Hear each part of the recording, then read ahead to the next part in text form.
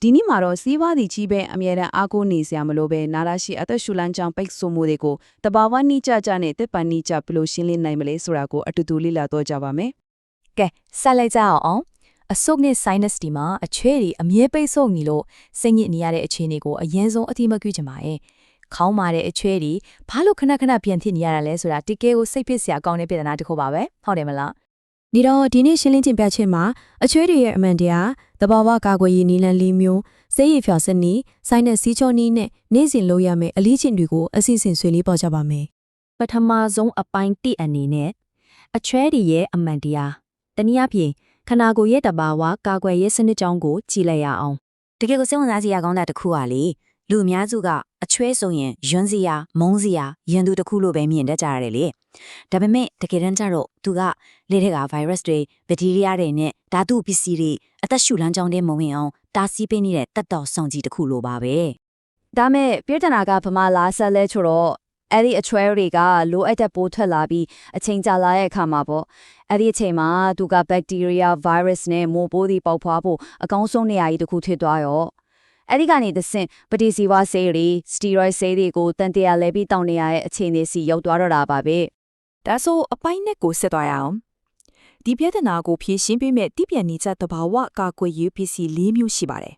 ဒီပါဝင်ပစ္စည်းတစ်ခုချင်းစီတိုင်းမှာသူတို့ရဲ့ကိုယ်ပိုင်စူပါပါဝါလေးတွေရှိကြတယ်ဥပမာလင်းငင်းပွင့်မှာပါတဲ့ယူဂျီနိုကအချွဲတွေကိုပျော်ကြစေတယ်တိကျင်ဖို့ခောက်မှာပါတဲ့ပေါ်လီဖီနော်ရှိကြတော့ဆဲရီပစ္စည်းမှုကိုကာကွယ်ပေးတယ်ဂျင်းကအစေတောက်တွေဖယ်ရှားပြီးအစွမ်းထက်တဲ့ပင်စိမ်းကတော့ရောင်ရမှုကိုတိတိတသားရောက်ကြစေပါတယ်တကယ်ကိုအန်အောစီရပါပ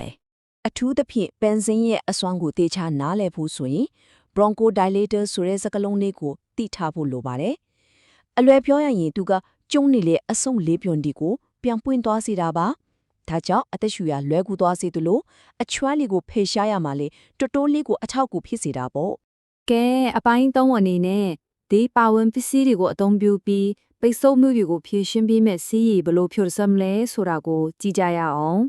ဒီဖော်ပြထားတဲ့အဆင့်ဒီအတိုင်းတိတိကျကျလိုက်လို့ဖို့ကအရင်အရေးကြီးပါတယ်။ဘာလို့လဲဆိုတော့ဟင်ခအမွေရဲ့အကြိုင်တွေထဲမှာပါဝင်တဲ့ဆေးဖက်ဝယ်အဆီယနစ်တွေနဲ့ပိုလီဖီနော်တွေရေထဲကိုအကောင်းဆုံးရောက်ရှိသွားစေဖို့ပါ။ရေတစ်ခွက်ကိုစူအောင်ဒီပါဝင်ဖက်စီလေးထည့်ပြီး3မိနစ်နဲ့4မိနစ်လောက်စူပွဲအောင်ထားပြီးရုံပါပဲ။တကယ်လို့များဒီတဘာဝရတာကြီးကပြင်းလွန်းတယ်လို့ခံစားရရင်စိတ်မပူပါနဲ့ဗီတာမင်စီကျွဲဝဲရဲ့တမယာရည်လေးဖြစ်ဖြစ်ပြားရည်အနေငယ်ဖြစ်ဖြစ်ထဲတောက်လို့ရပါတယ်။အရသာလေးပိုကောင်းသွားမယ်။ကိုခံအားကိုလည်းမြင်းမြန်းဆန်းဆန်းတက်စီမှသေးချပါပဲ။စတုထပိုင်းလေးလံကတော့မရှိမဖြစ်လိုအပ်တဲ့ sinus ရှေကျုံနီးနဲ့အသက်ရှူလမ်းကြောင်းကြီးရှင်းလင်းခြင်းပဲဖြစ်ပါတယ်။စဉ်းစားကြည့်ရအောင်။ဘာဖြစ်လို့များဒီလိုကိုယ်တိုင်စေးကြောပေးဖို့လိုအပ်နေတာလဲ။အကြောင်းရင်းကတော့လူတွေရဲ့နှာခေါင်းပေါက်တွေဟာလေထဲမှာပါလာတဲ့ညဉ့်ညမ်းမှုတွေဓာတုပစ္စည်းတွေနဲ့ပန်းဝမှုတွေကိုအမြဲတမ်းလူဖန်ယူထားတတ်လို့ပါပဲ။အထူးသဖြင့်ယာဒီဥတုအကွက်ပြောင်းကာလလေးမှာဆိုရင်ဒါတွေကတဖြည်းဖြည်းချင်းရောင်ရမ်းမှုကိုဖိလာစေတော့တာပါပဲ။ဒီနေရာမှာအရင်ဆုံးသတိထားရမယ့်အချက်တစ်ခုရှိပါတယ်။အဲ့ဒါကတော့မုံဖုတ်ဆိုတာဘေကင်းဆိုတာကိုလက်ဖက်ရည်စုံ၄ပုံတစ်ပုံအတိအကျပဲသုံးရမှာပါဒီထက်နည်းနည်းလေးပိုသွားရင်တောင်းနူးညံ့တဲ့ sinus tissue တွေကိုအလော့အမင်းထိခိုက်ရောင်ရမ်းစင်နိုင်လို့ပါပဲ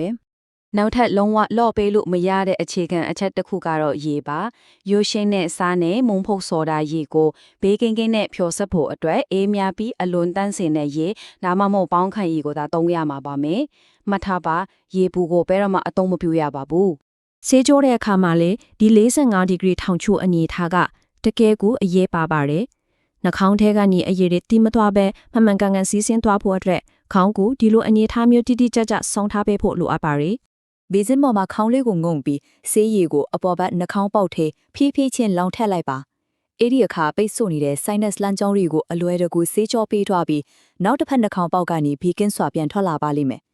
ပြီးတော့ကြံနေတဲ့ရည်တွေကိုဖယ်ရှားဖို့နှာခေါင်းကိုဖြည်းဖြည်းချင်းညှစ်ထုတ်ပေးရုံပါပဲအရန်လွယ်ပါတယ်ဟုတ်နောက်ဆုံးအပိုင်း9ကိုရောက်လာပါပြီနေ့စဉ်လိုရောလို့ဆက်နဲ့အသက်ရှူလမ်းရောက်ကိုရှင်းလင်းအောင်ထိန်သိမ်းခြင်းပါဒါကိုဘယ်လိုအကျဉ်းလောက်မလဲဆိုတော့ညဘက်အိတ်နေတုံးစူပွန်လာရဲ့အချွေးတွေကိုမနက်ခင်းမှာစီးကြောရှင်းလင်းပေးမယ်ပြီးရင်နေ့လယ်ဘက်အပြင်သွားတော့ဝင်ရောက်လာတဲ့ဖုံဖုံနဲ့ညဉ့်ညမ်းမှုတွေကိုကြတော့ညနေပိုင်းအိတ်ရမဝင်ခင်မှာစီးကြောပေးမယ်ပေါ့ဒါဆိုရင်အသက်ရှူလမ်းကြောင်းကိုအပြေးအဝကာကွယ်ပေးနေတဲ့ပြီးပြီးဆုံးတဲ့တန်တရားတကွင်းကိုဖန်တီးပြီးသားဖြစ်သွားပါပြီ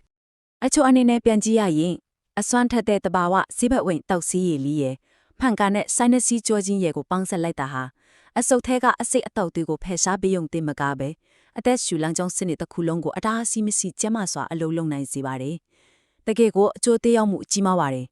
ဒီတော့ဒီနေရာမှာစဉ်းစားစရာမေးခွန်းတစ်ခုရှိလာပါပြီ။ရိုးရှင်းတဲ့နေ့စဉ်တောင်းစစ်ရေးလေးတစ်ခွက်နဲ့စေကြောချင်းကပဲအသက်ရှူလမ်းကြောင်းကျန်းမာရေးကိုဒီလောက်အထိအမခံပြောင်းလဲပေးနိုင်တယ်ဆိုရင်မိဖို့ချောင်းတဲ့ကတခြားဘလို့တဘာဝအစွမ်းတတိတွေကများခန္ဓာကိုယ်ရဲ့ကျန်းမာရေးကိုဖြင့်တင်ပေးဖို့စောင့်စင်းနေဦးမလဲဆိုတာတကယ်ကိုစိတ်ဝင်စားစရာပါပဲ။နောက်ထပ်ဘာတွေရှိလာဦးမလဲဆိုတာစပီလေးလည်းကြည့်ကြတာပေါ့။